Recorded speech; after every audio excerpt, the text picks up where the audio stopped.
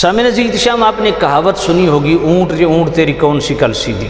یہی مسئلہ ہمارے پاکستان کا بھی ہے۔ ہر روز ہمیں ایک ڈرامہ دیکھنے کو ملتا ہے، کبھی معیشت کے نام پہ، کبھی معاشرت کے نام پہ، کبھی مذہب کے نام پہ۔ اب کچھ لوگوں نے کل عید پڑھی، کچھ نے آج عید پڑھی۔ آپ دور و نزدیک سے حضرات تشریف لاتے ہیں جمعے پہ، اور ہر بندے کی خواہش ہوتی ہے جی ہمیں قرآن و سنت کے مطابق رہنمائی ملے۔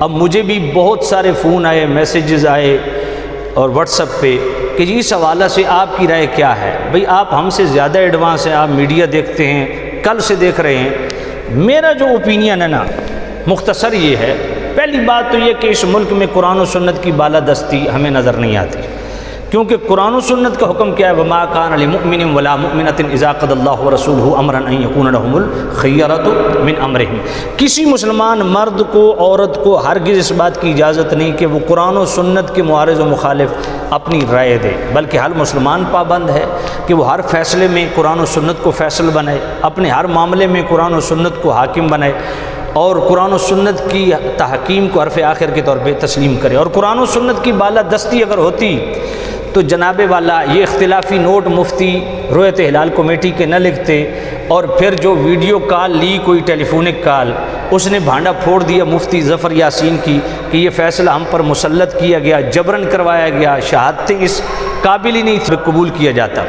اور سائنسی جو فواد چودھری عرصے سے یہ ڈنڈورا پیٹ رہا تھا کہ جی ان مولویوں کی ضرورت نہیں، رؤیت ہلال کمیٹی کی ضرورت نہیں، فیصلہ یہ تو معاملہ جو ہے رؤیت کا، یہ اس کا تعلق ہی سائنسی علوم کے ساتھ ہے، تو سائنسی علوم کے مطابق بھی یہ کام نہیں کیا گیا۔ اگر اس صورت میں کیا جاتا تو پھر خود جو ہے وزارت سائنس اور ٹیکنالوجی، اس کے وزیر جو فواد چودھری صاحب، انہوں نے خود ٹویٹس کی ہوئی ہیں کہ چاند نظر آنے کا کوئی امکان نہیں، کیونکہ چاند کی عمر ہی کل 13 گھنٹے 40 منٹ ہے، اس عمر میں چاند نظر آ ہی نہیں سکتا جب تک 19 گھنٹے 40 منٹ نہ ہو۔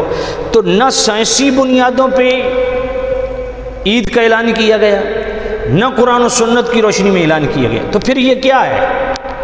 اس سارے سینیریو پہ جو میرا تبصرہ ہے وہ کیا ہے؟ وہ مختصر تبصرہ یہ کہ بنیادی طور پہ ہم بھکاری قوم ہیں۔ ہم جب بھی ورلڈ بینک سے قرضہ لیتے ہیں یا آئی ایم ایف سے قرض لیتے ہیں یا کسی ملک سے قرض لیتے ہیں نا، تو وہ قرض بھی دیتے ہیں، ساتھ اپنا ایجنڈا بھی دیتے ہیں۔ لوگ کہتے ہیں پٹرول کیسے مہنگا ہو گیا، بجلی کیسے مہنگی ہو گئی، تو بھائی آپ نے بھیک لی ہے، اس کے مطابق آپ نے پالیسی بھی بنانی ہے۔ تو اب ہم نے تازہ ترین جو ڈیلیگیشن گیا ہے سعودیہ میں، وہاں سے ہم نے بھیک لی ہے، اب اس بھیک کا عوض کیا ہے؟ تو یقیناً ان کا بھی ایک ایجنڈا ہے، اور وہ ایجنڈا کیا ہے؟ مذہبی طور پہ کنٹرول کرنا۔ تو اب انہوں نے جو بھیک لینی تھی اس کے مطابق انہوں نے پہلی قسط کی وصولی کے لیے انہوں نے راستہ ہموار کر دیا، ان کو دکھانے کے لیے کہ دیکھیں جی ہم نے عید آپ کے ساتھ کی ہے۔ تو انہوں نے سعودیہ کے ساتھ عید کرنے کے لیے نہ قرآن و سنت کو دیکھا، نہ سائنسی تحقیق کو دیکھا۔ ماہر فلکیات کچھ اور کہہ رہے ہیں، قرآن و سنت کچھ اور کہہ رہی ہیں، اور یہ کچھ اور کہہ رہے ہیں، اور وہ اور کیا ہے؟